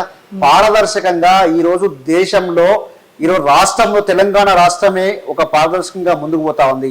ప్రతి సందర్భంలో కూడా నిన్నగాక మొన్న చూసాం కదండి, ఒక బీజేపీ నాయకుని బిడ్డ పెళ్ళైతే కళ్యాణ లక్ష్మి తీసుకుపోయి మా ఎమ్మెల్యే పోయి వాళ్ళ ఇంటికి పోయి ఇవ్వడం జరిగింది. ఒక బీజేపీ నాయకుడు చనిపోతే వాళ్ళ నాయకులు ఎవరు పట్టించుకోకపోతే హాస్పిటల్లో చేస్తే సీఎంఆర్ఎఫ్ రిలీఫ్ కింద మేము వారికి ఇవ్వడం జరిగింది. ఇంకెక్కడే రాజకీయాలు అండి, రాజకీయాలు 5 సంవత్సరాలకు ఒకసారి వస్తాయి ఓట్లు, కానీ ప్రతి సందర్భాన్ని రాజకీయంగా వాడుకుంటాము, ప్రతి సందర్భాన్ని మేము అదే రకంగా ముందుకు పోతాం అనుకుంటే మాత్రం అది జరగదు. ఈరోజు తెలంగాణ రాష్ట్రంలో ఏ పార్టీ నాయకుడైనా కూడా ఎలక్షన్లు వచ్చిన ఒక్కసారి తప్ప మిగతా సందర్భంలో అన్ని పార్టీ నాయకులు అందరూ ప్రజలు అంతా సమానమే. ఈరోజు లబ్ధి రైతు బంధు పథకం కింద ఈరోజు లబ్ధి పొందిన వాళ్ళు ఎవరు చెప్పండి? బీజేపీ నాయకులు ఉన్నట్లేరా, కాంగ్రెస్ పార్టీ నాయకులు ఉన్నట్లేరా? రైతు బంధు విషయంలో 5 ఎకరాల ఉన్న భూమి ఉన్న రైతుకి 100 ఎకరాలు ఉన్న భూమి రైతుకి అదే రైతు బంధు ఇస్తున్నారు. టిఆర్ఎస్ పార్టీలో మంత్రి మల్లారెడ్డి గారికి 350 కోట్లు రైతు బంధు వస్తున్నది 300 ఎకరాలకు. అంటే అంత పెద్ద భూస్వాములకు రైతు బంధు అవసరమా అని కొంతమంది ప్రశ్నిస్తున్నారు ప్రజలు. ఒక్కరి కోసం ప్రతి రైతుకు నష్టం జరిగే విధంగా చేసుకుందామా? ఈ రోజు ఆ లెక్కకొస్తే 5 ఎకరాలు అనేసరికి ఇంట్లో ఎంతమందికి ఇవ్వాల్సిన ప్రశ్న. ఇంట్లో కొడుకిస్తే కోడల పేరు మీద ఉంటది, భర్తకిస్తే భార్య పేరు మీద ఉంటది, భర్తకిస్తే అత్త పేరు మామల పేరు మీద ఉంటది. మరి ఈ సందర్భంలో ఇంట్లో ఎంత మంది ఉంటే అన్ని 5 ఎకరాలు లెక్క చేద్దామా, లేదా సాగు భూమి అని చెప్పి డివైడ్ చేసి మళ్ళీ లేని అవినీతిని మళ్ళీ తిరదోల్దామా? ఈ రోజు ఆ స్కీమ్ తీసుకొచ్చిందే ప్రతి గుంటకు ప్రతి ఎకరాకు ఈరోజు రైతు పెట్టుబడికి మేము అందిస్తున్న సహాయం. అది ప్రతి ఎకరం ఎవరైనా సరే ఆ రైతు ఆ యొక్క భూమిని సేద్యం చేయాలి, తద్వారా మన అభివృద్ధి పెరుగుతుంది, సేద్యం పెరుగుతుంది. దానికి వచ్చినటువంటి ఉదాహరణే, దానికి వచ్చినటువంటి రిజల్టే ఈరోజు 3 కోట్ల టన్నుల వరి ధాన్యం వచ్చింది. కరెక్ట్, రైతు బంధు స్కీమ్ బాగుంది, దాన్ని ఎవరు దోవ పట్టట్లేదు. కానీ ఒక లిమిటెడ్ పెట్టి అంటే 10 ఎకరాల లోపు ఉన్న రైతుకు మాత్రమే రైతు బంధు అనేది పెడితే బాగుంటుంది అని కొంతమంది రైతులు అంటే చెప్తున్న పరిస్థితి. ఇప్పుడు భూస్వాములకు రైతు బంధు అవసరం లేదు, యాక్చువల్గా అంత భూమి ఉన్నప్పుడు డబ్బులు అవసరం లేదు. అన్ని కోట్ల డబ్బులు పోతున్నప్పుడు అదే డబ్బు పేదోళ్ళ ఖర్చు పెడితే అయిపోతుంది కదా అని కొంతమంది పబ్లిక్ కూడా అసంతృప్తికి లోనవుతున్నారు అంటే టిఆర్ఎస్ పాలనపై. ఇప్పుడు మొత్తం రాష్ట్రంలో ఉన్నటువంటి పరిస్థితుల్లో 1% ఉన్నటువంటి భూస్వాముల గురించో వాటి గురించో ఇవన్నిటిని అవినీతి జరిగే విధంగా వీటన్నిటిని ఆ స్కీమ్ ని మళ్ళీ పక్కదో పట్టించే విధంగా చేయడం ముఖ్యమంత్రి గారికి ఇష్టం లేదు. ఆ స్కీమ్ పాలసీనే ప్రతి ఎకరాకు ప్రతి గుంటకు ప్రతి సెంటుకు రైతు బంధు ఇవ్వాలి, ప్రతి సెంటు భూమి ఉన్న ప్రతి ఎకరం భూమి ఉన్న ప్రతి గుంట భూమి ఉన్న వారికి రైతు బీమా ఇవ్వాలి, 59 సంవత్సరాల లోపు ఉన్న వారికి రైతు బీమా ఇవ్వాలనేదే ఉద్దేశం. రైతులను గతంలో అర్ధరాత్రి కరెంట్ ఇచ్చినప్పుడు రైతులు మోటార్ల దగ్గరికి వెళ్ళి పాము కాటుకు తేలు కాట్లకు కరెంట్ షాక్లకు చనిపోయేవారు. ఈ రోజు ఆ పరిస్థితి చూస్తా ఉన్నామా? ఈ రోజు గతంలో ఎరువుల కోసం ఒక రోజు మొత్తం నిలబడి రాత్రి నిలబడి పగలైతే పగలు నిలబడి ఎండకు తట్టుకోలేక చెప్పులు పెట్టి బిందెలు పెట్టి గొడుగులు పెట్టి పోయి పక్కన నిలిచిన పరిస్థితి ఉండే. ఈ రోజు ఆ పరిస్థితి ఉందా? అంటే ఇట్లాంటి పరిస్థితి ఇచ్చి తెలంగాణ రాష్ట్రం సాధించుకున్నాం కాబట్టి అక్కడి నుంచి మనం ఈ దశకు ఎదిగాము. ఈ రోజు దేశంలోనే గొప్ప సంక్షేమ పథకాలు ఉన్నటువంటి రాష్ట్రం తెలంగాణ రాష్ట్రం. నా దేశం మొత్తం కూడా ఈరోజు తెలంగాణను చూసి నేర్చుకుంటా ఉంది. అది నేను తెలంగాణ పౌరునిగా భారతీయునిగా నేను గర్వంగా ఫీల్ అవుతా ఉన్నాను. నా నాయకుడు కేసీఆర్ ఉన్నది నేను గర్వంగా ఫీల్ అవుతా ఉన్నాను. నా మార్గనిర్దేశ్ కేటీఆర్ గారు అడుగులు నడుస్తున్నది నేను గర్వంగా ఫీల్ అవుతా ఉన్నాను. అట్లాంటి వారి కింద మేము పనిచేసినందుకు ఎంతో నేర్చుకుంటా ఉన్నాము. ప్రజల వద్దకు ఏ రకంగా వెళ్ళాలి, ప్రజల కోసం ఎట్లా పరితపించాలి, ప్రజల కోసం ఏం చేస్తే వారి యొక్క జీవితాలు బాగుపడతాయి అనే విధంగా మేము కృషి చేస్తా ఉన్నాం. మా పార్టీ మాకు అదే నేర్పించే విద్యనే మాకు ఆ రకంగా నేర్పిస్తుంది. అంతే తప్ప మీరు దీంట్లో వెళ్ళండి, దీంట్లో వసూలు చేయండి, దాంట్లో వసూలు చేయండి, మీకు ఈ సంక్షేమ పథకాలు ఇప్పిస్తాం అని చెప్పి ఏ ఒక్క నాయకుడు అన్నా కూడా పార్టీ ఎంకరేజ్ చేసే పరిస్థితిలో లేదు. అంటే ఉద్యమం టైంలో కావచ్చు, కేసీఆర్ టిఆర్ఎస్ గవర్నమెంట్ ఏర్పడక ముందు దళితులను సీఎం చేస్తా, తల నరుక్కుంటా అంటే ఈ మాటలన్నీ ఎట్లా అనిపిస్తున్నాయి మీకు? ఒకటి, ఆ, తెలంగాణ ఉద్యమ పంతా టైంలో చాలా మంది రాజకీయ పంతాలు సాధ్యం కాదన్నారు, కానీ ఒకరు నమ్మిరు, వారే మొదట అడిగేసారు, వారే కేసీఆర్ గారు. నేను రాజకీయ చెప్పేది పంత ఒక్క నిమిషం సార్, దళిత సీఎం గురించి నేను అదే చెప్తున్నా. చెప్తాను. దానికి రాజకీయ పంతాలోనే ఉద్యమం చేస్తేనే తెలంగాణ రాష్ట్ర సాధన అవుతుంది అని నమ్మి వారు ముందు నడిచి మాలాంటి ఎంతో మంది వేల మంది లక్షల మందిని కూడదోలి మమ్మల్ని కూడా వారు ఎంట తీసుకుపోయినటువంటి చరిత్ర కేసీఆర్ గారిది. ఆ సమయంలో మేము ఎన్నో ప్రాంతీయ పార్టీలతోని ఎన్నో జాతీయ పార్టీలతో మేము పొత్తుగా పెట్టుకున్నాం. ఆ రోజు మా నినాదం ఒకటే, గొంగలి పురుగునైనా ముద్దు పెట్టుకుంటాం, కుష్టి రోగినైనా కౌగిలించుకుంటాం, కానీ అంతిమంగా తెలంగాణ రాష్ట్ర సాధన కోసం అని చెప్పాము.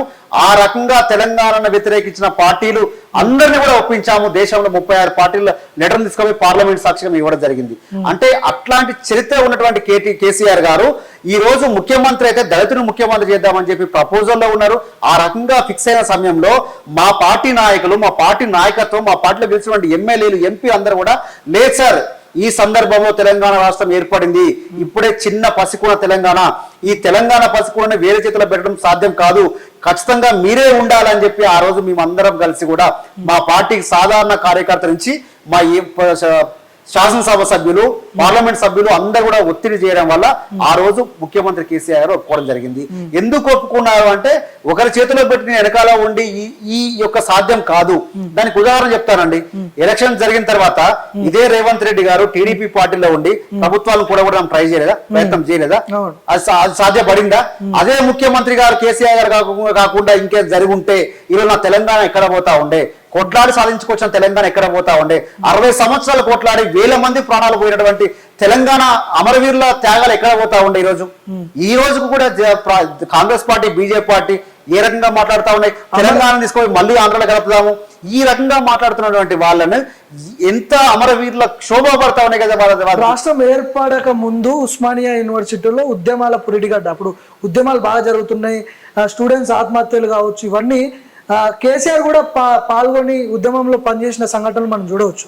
కానీ ముఖ్యమంత్రి అయిన అనంతరం కేసీఆర్ ఉస్మానియా యూనివర్సిటీలోకి అడుగు పెట్టాలంటే భయపడుతున్నాడు అని అక్కడ స్టూడెంట్స్ ముఖ్యంగా ఆరోపిస్తున్నారు. కేసీఆర్ ఎందుకు రావట్లేదు యూనివర్సిటీకి అని ఇప్పుడు స్టూడెంట్స్ బాధలు ఎందుకు అర్థం చేసుకోవట్లేదు, ఉద్యమం టైంలో మమ్మల్ని వాడుకొని వదిలేశారు అనే ఆరోపణలు కూడా వినిపిస్తా ఉన్నాయి. ఎట్లా వాడుకొని వదిలేసినట్లు అవుతుందండి?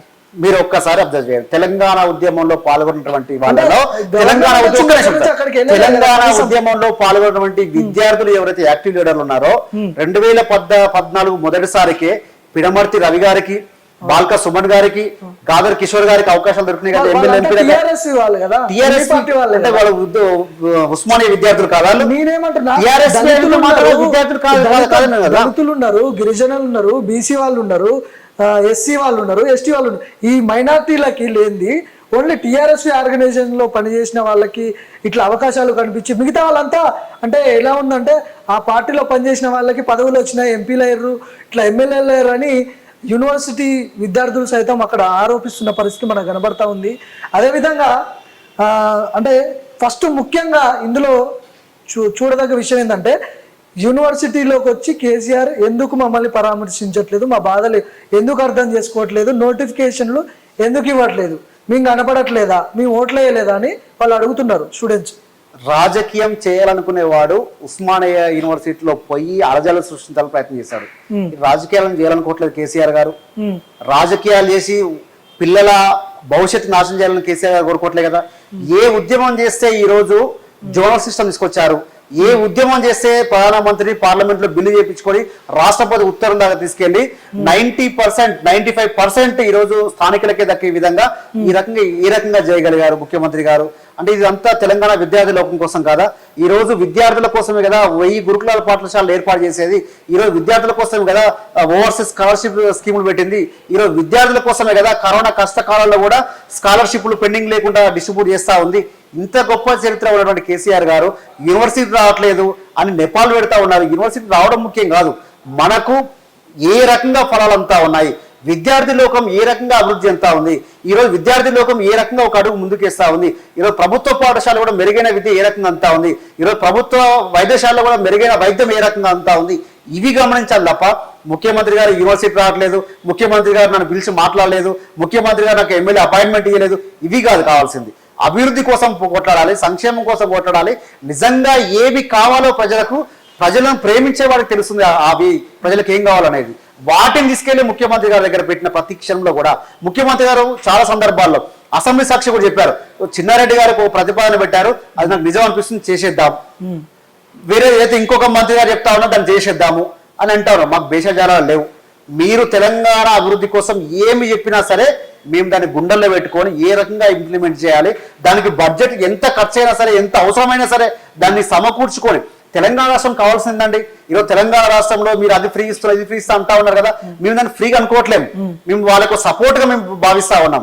ఈరోజు తెలంగాణ రాష్ట్రం ఏర్పడిందే తెలంగాణ ఆర్థిక ప్రయోజనాలు పెంచుకొని, తెలంగాణ ఆర్థిక వ్యవస్థ మెరుగుపరుచుకొని వచ్చిన ఆదాయాన్ని పేదలకు పంచే విధంగా మేము కష్టపడతా ఉన్నాం తప్ప మీలాగా కాంగ్రెస్ పార్టీ లాగా బీజేపీ పార్టీ లాగా ఎక్కడ వస్తే అక్కడ నొక్కి తిందామనే విధంగా మా ప్రయత్నాలు లేవు. కాబట్టి ఈరోజు సంక్షేమ పథకాలు పేదలకు డైరెక్ట్ గా అకౌంట్ ద్వారా ఏ ఒక్కరి చేతులు మారకుండా డైరెక్ట్ గా అకౌంట్ లో పడతా ఉన్నాయి. కాబట్టి ఈ పారదర్శకత ప్రజలు అర్థం చేసుకోవాల్సిన అవసరం ఉంది. గతంలో ఇప్పుడు అంటే ఉద్యమంలో పనిచేసినటువంటి గెల్లు శ్రీనివాస్ ఉన్నాడు. ఆయన హుజూరాబాద్ లో ఓటమి చూసాం మనందరూ. అంటే ఆ ఓటమి కారణాలు ఏంటి మీకేమన్నా దీని మీద ఏం చెప్తారు మీరు? ఒకటండి, ఉద్యమంలో పనిచేసిండు కదా, బీసీ నాయకుడు కదా, అది హుజూరాబాద్ ప్రజలు అడగాలి. టిఆర్ఎస్ పార్టీ నాయకులుగా అంటే మా నాయకుడు రాష్ట్ర ప్రభుత్వము ఎందుకు గెలిపించుకోలేకపోయింది హుజూరాబాద్ లో గెల్లు శ్రీనివాస్ ని? గెలుపుకోవటం సహజం రాజకీయంలో. ఇందిరాగాంధీ గారు ఓడిపోయారు, రామారావు గారు ఓడిపోయారు, ప్రతి సందర్భంలో చాలా పెద్ద పెద్ద నాయకులు ఓడిపోవడం జరిగింది. అది గెలిపోవడం సహజం. కానీ ఇక్కడ నిబద్ధత ఏంటంటే కేసీఆర్ గారు ఒక 2 గుంటల ఉన్నటువంటి భూమి ఉన్నటువంటి వ్యక్తిని 200 ఎకరాలు ఉన్నటువంటి వ్యక్తి మీద అవకాశం ఇచ్చేది. అంటే దాన్ని బట్టి మనం అర్థం చేసుకోవచ్చు, వీరు పోటీ పడతారా, వీరు ఖర్చు పెట్టుకుంటారా, చేయలేని చూడలే. ఒక విద్యార్థి నాయకుడు పేగులు తెయ్యేదాకా తెలంగాణ కోసం కొట్లాడిండు కదా, అవకాశం ఇద్దాం. వాడికి ఆ నియోజకవర్గంలో అవకాశం వచ్చిందని చెప్పి ముఖ్యమంత్రి గారు వారికి అవకాశం ఇచ్చారు. మాలాంటి ఎంతరో వేల మంది నాయకులు హుజూరాబాద్ కు వెళ్లి ప్రత్యక్షంగా ప్రచారం చేశాం, ప్రత్యక్షంగా ప్రజలను అర్జించినాము. కానీ రిజల్ట్ కొన్ని సందర్భాల్లో వ్యతిరేకంగా మాత్రాన ఉద్యమకారులకు విలువ ఇయ్యనట్టు కాదు, విలువ ఇచ్చాం కాబట్టి అంత పెద్ద నాయకుడైనా సరే ఒక విద్యార్థి నాయకునికి ఇచ్చి నిలబెట్టుకున్నాము. దీన్ని మనం యువతకు ఎంత ప్రాధాన్యత ఇస్తా ఉందో. మన నాగార్జున సాగర్ లో ఒక గొప్ప చరిత్ర, 8 సార్లు మంత్రిగా చేసినటువంటి వ్యక్తి, అత్యధిక శాఖలు చేసినటువంటి జానారెడ్డి గారు, మరి వారి మీద ఒక సామాన్యమైన నోముల నరసింహయ్య గారి కొడుకుని, ఒక సామాన్య వ్యక్తి, ఒక యువకుడు భగత్ గారికి మేము గెలిపించుకోవడం జరిగింది కదా. ఈ రకంగా ప్రతి సందర్భంలో యువకులకు ఏ రకంగా అవకాశం ఇవ్వాలి, మహిళలకు ఏ రకంగా అవకాశం ఇవ్వాలి, సీనియర్లను ఏ రకంగా పార్టీల కోసం వాడుకోవాలి, ఈ సీనియర్లను ఏ రకంగా మనము ప్రభుత్వంలో వారు ఇన్వాల్వ్ చేయాలి, ఇవన్నీ పూర్తిగా తెలిసిన వ్యక్తి కేసీఆర్ గారు. కాబట్టి ఒక్కొక్కరికి న్యాయం జరుగుతూ ఉంది. ఈ మాత్రం న్యాయం కూడా మిగతా పార్టీలో జరగటం లేదు.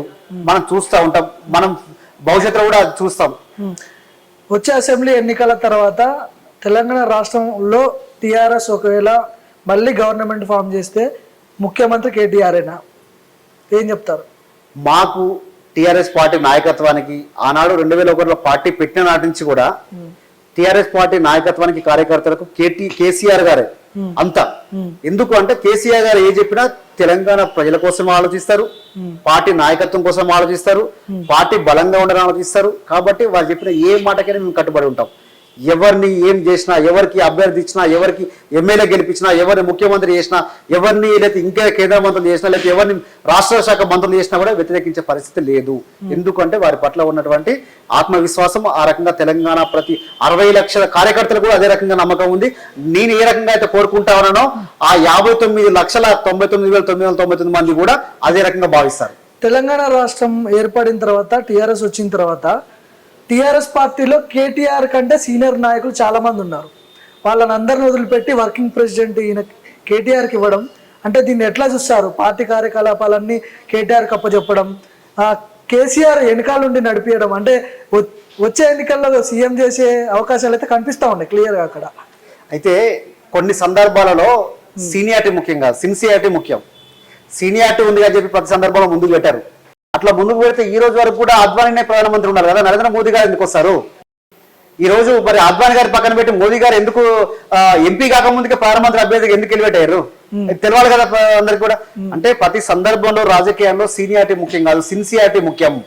ఆ సిన్సియారిటీ ఉన్న నాయకుడు, సమర్థత ఉన్న నాయకుడు ప్రతి సందర్భంలో కూడా తెలంగాణ నా రాష్ట్రానికి ఏదో జరగాలి, నా రాష్ట్రానికి కొన్ని పెట్టుబడులు రావాలి, అది వారు తెలంగాణ గల్లీల్లో ఉన్నా, హైదరాబాద్ లో ఉన్నా, దుబాయ్ లో ఉన్నా, లేకపోతే అంతర్జాతీయ సంస్థలో ఉన్నటువంటి ప్రతి సందర్భంలో కూడా ఏ ఒక్క సంస్థ నా రాష్ట్రానికి రావాలి, మా యువత ఏదో ఒక లబ్ధి పొందాలి, ఉద్యోగ అవకాశాలు పొందాలి అని అనుకున్నారు. కాబట్టి ఈరోజు టీఎస్ ఐపాస్ ద్వారా గొప్పగా దేశంలో ఎక్కడ లేనటువంటి విధంగా ఈరోజు పర్మిషన్ ఇస్తా ఉన్నాం.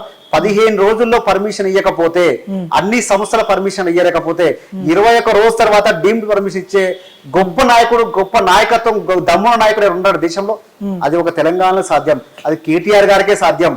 ఈ విధంగా ప్రతి సందర్భంలో కూడా నాలా డెవలప్మెంట్ విషయంలో కానివ్వండి, లేకపోతే రోడ్ డెవలప్మెంట్ విషయంలో కానివ్వండి, అన్నిట్లలో కూడా ఒక ముందడుగు వేసి రాష్ట్రాన్ని ముందుకుపోతున్న నాయకుడు కేటీఆర్ గారు. కాబట్టి వారికి పూర్తి సమర్థత ఉంది ముఖ్యమంత్రి కావడానికి.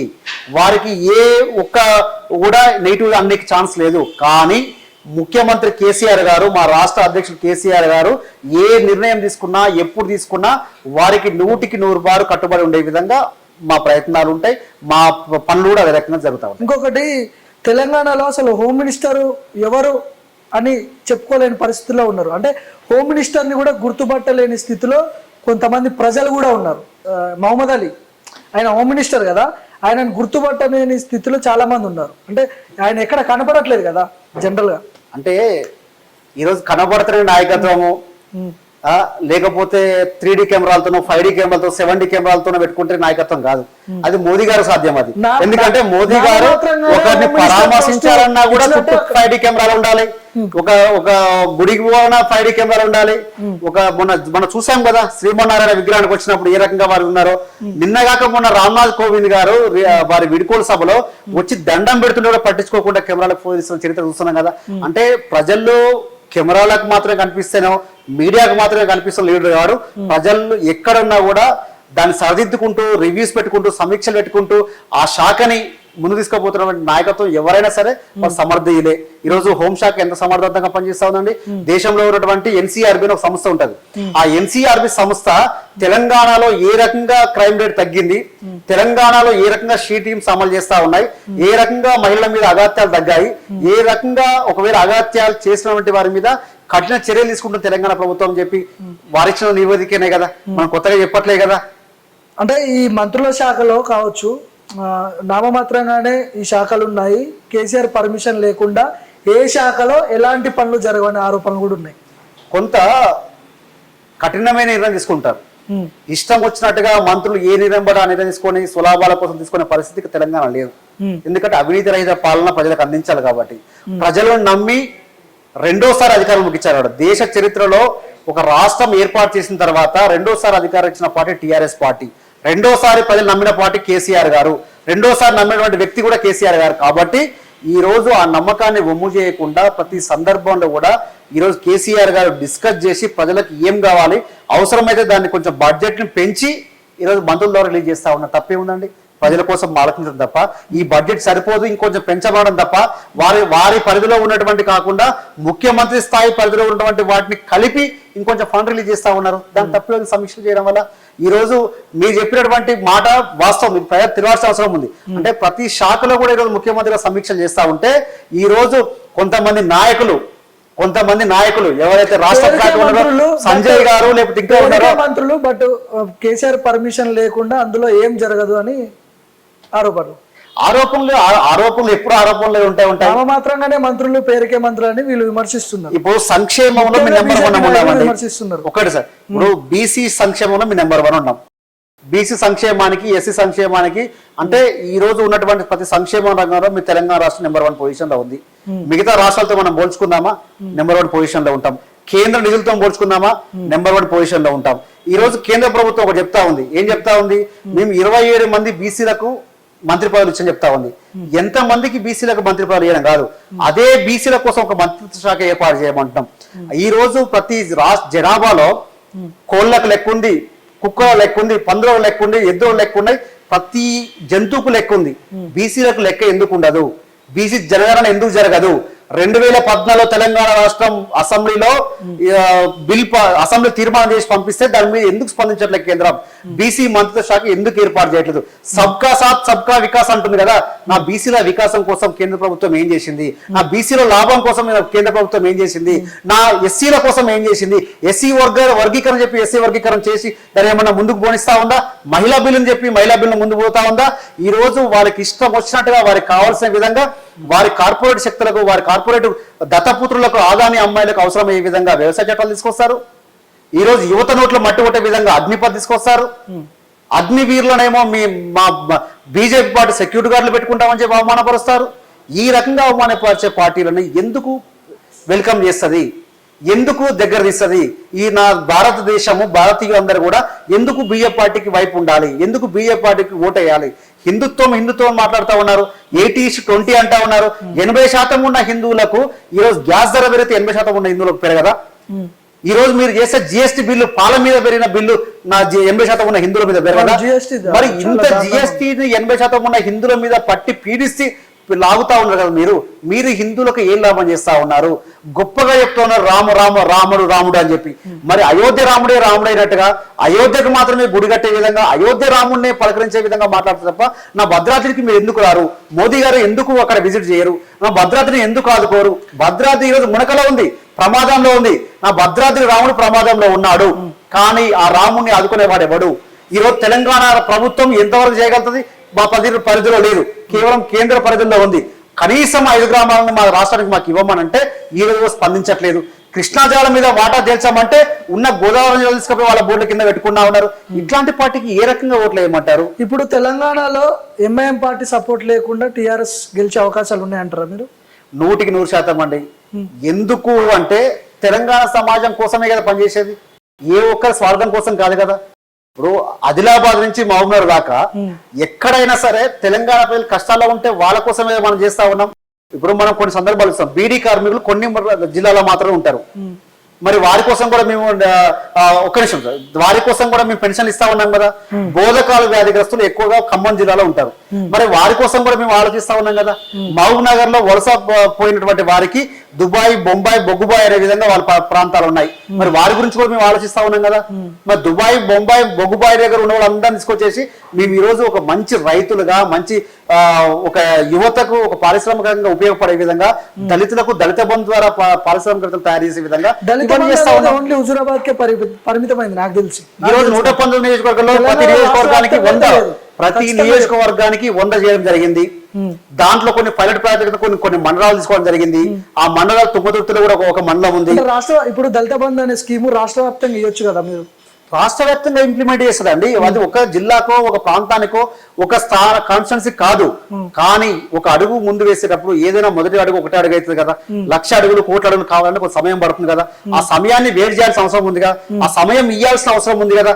అంటే కేంద్రం నుంచి మీరు రూపాయి సహాయం చేయరు, పైగా మాకున్న బడ్జెట్ లోనే మేము ఇవన్నీ ఆలోచించుకొని రైతులకు కష్టాలు దూర్చుకోవాలి, మేము యువత కష్టాలు దూర్చుకోవాలి, విద్యార్థుల కష్టాలు తీరవాలి, పైగా మళ్ళీ మేము ఇవన్నీ ఏర్పాటు చేసుకోవాలి. చేసుకునే సందర్భంలో కొంత సమయం పడుతుంది కదా. ఇవన్నీ ఆలోచించకుండా రాజకీయ కోణంలో మీరు వ్యతిరేకిస్తా ఉన్నారు. నిజంగా మీరు వ్యతిరేకిస్తున్న క్రమంలో మీరు వేరే రాష్ట్రంలో నేను ఇంప్లిమెంట్ చేసి చూపించారా? చేయలే. ఇంప్లిమెంట్ చేపియలేనటువంటి వాళ్ళు వచ్చేసి అక్కడ పాలిస్తున్న ముఖ్యమంత్రులు వచ్చేసి మన ప్రజలని ముందు మన రాష్ట్రాన్ని, మన హైదరాబాద్ ని అంటే వారు కించపరిచే విధంగా మాట్లాడుతున్నప్పుడు ఈ నాయకత్వం ఎక్కడ పోతా ఉంది? బండి సంజయ్కి ఎందుకు ఆ సోయలేదు? నా తెలంగాణను అవమానిస్తూ ఉన్నాడు కదా. ఉత్తరప్రదేశ్ ముఖ్యమంత్రి యోగి గారికి ఇక్కడికి వచ్చి ఏం పని? ఇక్కడికి వచ్చి ఆ తెలంగాణకి ఎందుకు అవమానిస్తా ఉన్నాడు అని ఆలోచించాల్సిన అవసరం బండి సంజయ్ గారి మీద లేదా? కిషన్ రెడ్డి గారి మీద లేదా? ఇవన్నీ చేయకుండా వాళ్ళు సంకలు గుద్దుకునే ప్రయత్నం చేస్తా ఉన్నారు. మా పార్టీకి ఏదో లాభం జరుగుతా ఉన్నారు.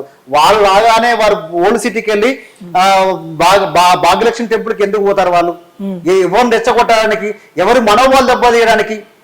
ఖచ్చితంగా ఇది కూడా అంటే మైనారిటీలు ఉన్న ప్రదేశంలోకి వెళ్ళి అక్కడ ఇలాంటి కార్యక్రమాలు చేయడం కూడా ఒక విధంగా అలానే చూడవచ్చు దాటి.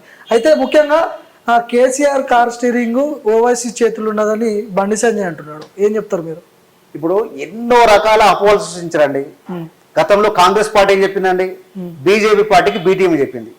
బీజేపీ పార్టీ ఏం చెప్పింది? కాంగ్రెస్ పార్టీకి బీటీఎం అని చెప్పింది. ఇంకొకరు ఏం చెప్పారు?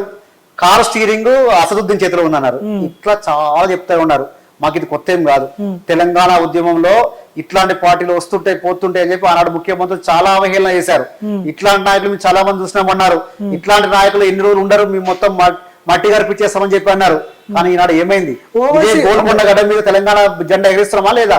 ఇదే గోల్కొండ మీద 3 రంగుల తెలంగాణ జెండా ఎగిరిస్తున్నామా లేదా?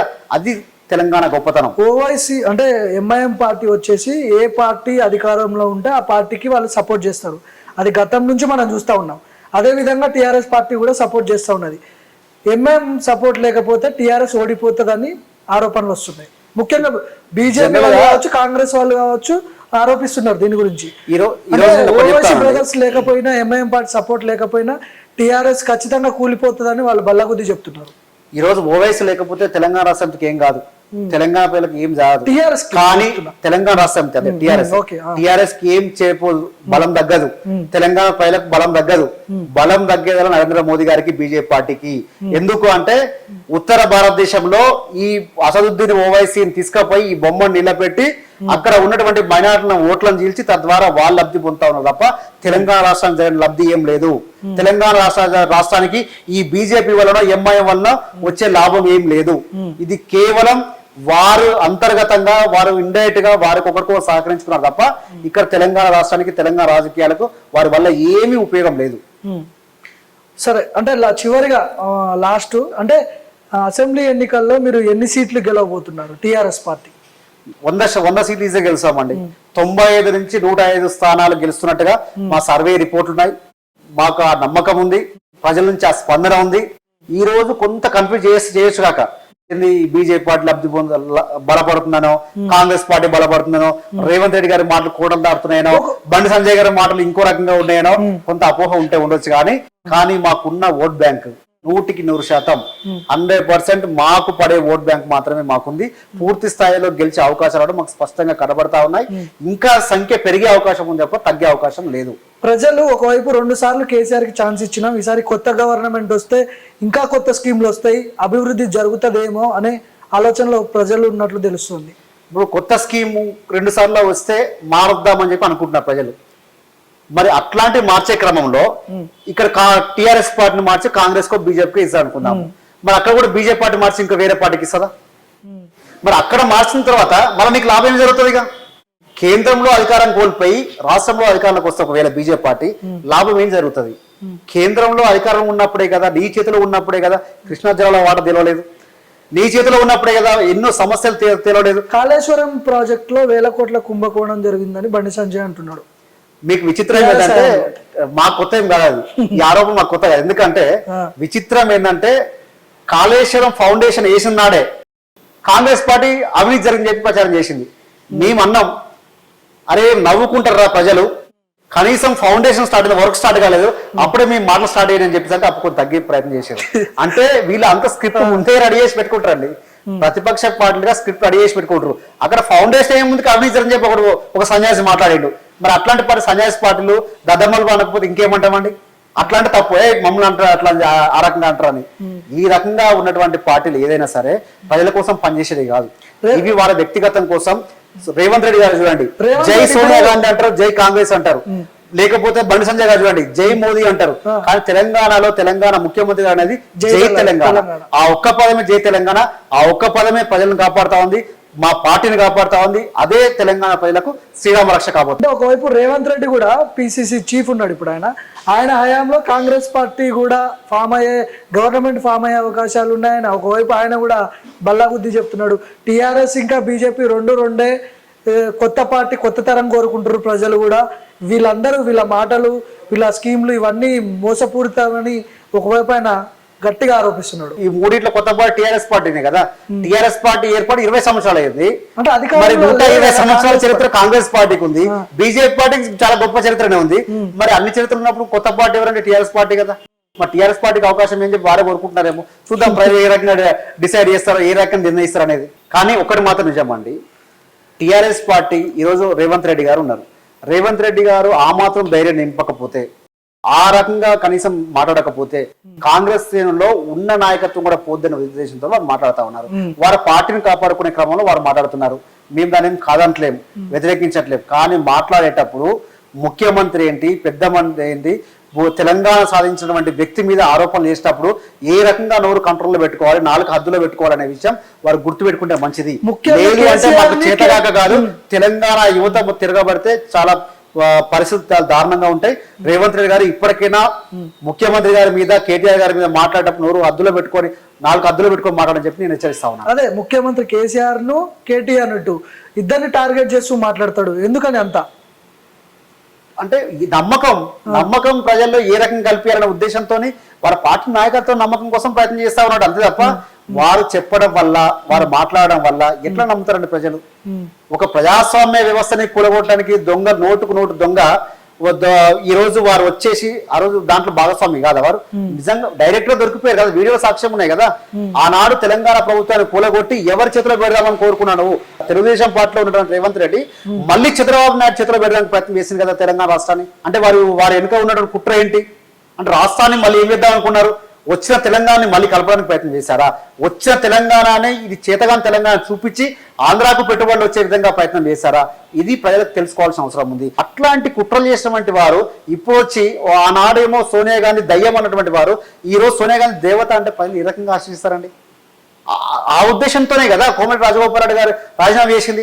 దాంతోనే కదా కోమటిరెడ్డి వెంకటరెడ్డి గారు పార్టీకి దూరంగా ఉంటుంది. మరి ఇట్లా ఉన్న సందర్భంలో వారి పార్టీ నాయకత్వాన్ని, వారి పార్టీ లీడర్ని కలుపుకొని పోయినటువంటి నాయకుడు రేపు తెలంగాణ సమాజాన్ని ఏ రకంగా కలుపుకొని పోతారు? ఎవరి మీద పోరాటాలు చేస్తారు? కేంద్ర ప్రభుత్వం మీద ఏ రకంగా వాళ్ళు నిగదీసి మాట్లాడతారు చెప్పండి. ఇప్పుడు మునుగోడుకి వచ్చేసరికి మునుగోడు ఉప ఎన్నికపై టీఆర్ఎస్ సర్కారు పెద్దగా ఆసక్తి చూపట్లేదని అర్థమవుతుంది. ఎందుకంటే ఒక సీటు పెద్ద ఉన్నా పెద్ద పోయినా అది మీకేం కాదు, మీ పార్టీకి వచ్చే నష్టం లేదు, పోయేది లేదు, వచ్చేది లేదు. సో దాని మీద ఆసక్తి చూపుతున్నట్లయితే కనిపించట్లేదు. ఎందుకు పట్టించుకోవట్లేదు? ఎందుకు అంటే సంవత్సర కాలమే ఉంది. దీనివల్ల ఏదో జరుగుద్ది అనుకోవడం కాదు. నిజంగా అభివృద్ధి దానికే కావాలనుకుంటే అభివృద్ధి చేస్తూనే పోతున్నాం. ఇదే మునుగోడు నియోజకవర్గంలో ఐటీ ఇండస్ట్రియల్ పార్క్ కూడా రావడం జరిగింది. 100 ఎకరాల పార్క్ డెవలప్ అవుతా ఉంది. లేకపోతే మునుగోడు నియోజకవర్గంలో ఇంకా చాలా టౌన్స్, చండూరు విషయంలో కానివ్వండి, లేకపోతే చౌటుపల్లి విషయంలో కానివ్వండి, సంస్థ నారాయణపూర్ విషయంలో కానివ్వండి, ప్రతి దగ్గర కూడా కొంత డెవలప్మెంట్ జరుగుతూ ఉంది. జరుగుతున్న క్రమంలో ఈరోజు కొత్తగా ఏదో జరుగుతుందని చెప్పి ప్రజాధనం దుర్వినియోగం చేయడం తప్ప దీన్ని ఏ రకంగా చూడాలి? సంవత్సర కాలంలో ఏం సాధిస్తారు వాళ్ళు? ప్రభుత్వాన్ని పడగొట్టగలుగుతారా? ప్రభుత్వాన్ని మారవగలుగుతారా? లేని ప్రభుత్వాన్ని క్రియేట్ చేయగలుగుతారా? ఏమో 4 సీట్లతో బీజేపీ ప్రభుత్వం ఏమైనా వస్తుందా? మరి అట్లాంటి సందర్భంలో రాజగోపాల్ రెడ్డి గారికి ఎందుకు మద్దతు తెలిపాలి మునుగోడు ప్రజలు? ఆ ప్రశ్న ఉత్పన్నమైన సందర్భం కాంచే ఈరోజు ప్రజలంతా కూడా టీఆర్ఎస్ వైపు నిలబడతా ఉన్నారు. ప్రజలంతా కేసీఆర్ గారికి మద్దతు నిలబడతా ఉన్నారు. కేసీఆర్ గారు అభ్యర్థిని ఎవరు నిలబెట్టినా సరే, ఏ అభ్యర్థి నిలబెట్టినా సరే మా సమాజం కోసమే, మా కోసమే అని చెప్పి నమ్ముతున్నారు కాబట్టి ఈరోజు చేస్తా ఉన్నారు. అట్లా నమ్మిర్రు కాబట్టి గట్టుపల్లి మండలమైంది ఈరోజు. అంటే కేసీఆర్ గారిని నమ్మి అక్కడ ఉన్నటువంటి విధానాల విషయంలో అక్కడ ఏ మాత్రం ఆ పరిసరాలలో మండల స్థాయి ఉండే అవకాశం ఉంటుంది. అట్లాంటి వాటిని చాలా మండలాలు కూడా మనం చేసుకున్నాం. గతంలో జిల్లాలు ఏర్పాటు చేసుకున్నాం. కొన్ని జిల్లాలు కాలం కూడా తర్వాత మళ్ళీ పెంచుకున్నాం. మండలాలు ఏర్పాటు చేసుకున్నాం, మండలాలు కూడా పెంచుకున్నాం. రెవెన్యూ డివిజన్స్ ఏర్పాటు చేసుకున్నాం, రెవెన్యూ డివిజన్స్ పెంచుకున్నాం. ఇట్లా రాబోయే రోజుల్లో ప్రజలకు ఏం కావాలంటే ఇది గొప్ప ఏం కాదు, ఇదంతా మనం తయారు చేసిందే. మనకి ఏ మండలం కాబట్టి మనం తయారు చేసుకోవడానికి ఇంకెక్కడి నుంచి రావాల్సిన అవసరం లేదు. అక్కడ పరిసరాలు అనుకూలించే విధంగా వాటికి ఉన్నట్లయితే వాటికి చేసుకోవడానికి మాకు అభ్యంతరం ఏం లేదని చెప్పి ముఖ్యమంత్రి గారు గతంలో చాలా సందర్భంగా చెప్పారు. రేపు రాబోయే రోజుల్లో కూడా ప్రజలకు ఏం కావాలనో అదే ఇవ్వడానికి మా ప్రభుత్వం ముందుంటుంది. నరేష్ గారు అయితే రాజకీయ పరంగా చాలా విషయాలు పంచుకున్నారు. థ్యాంక్ యూ అండి నరేష్ గారు. నమస్తే. Thank you.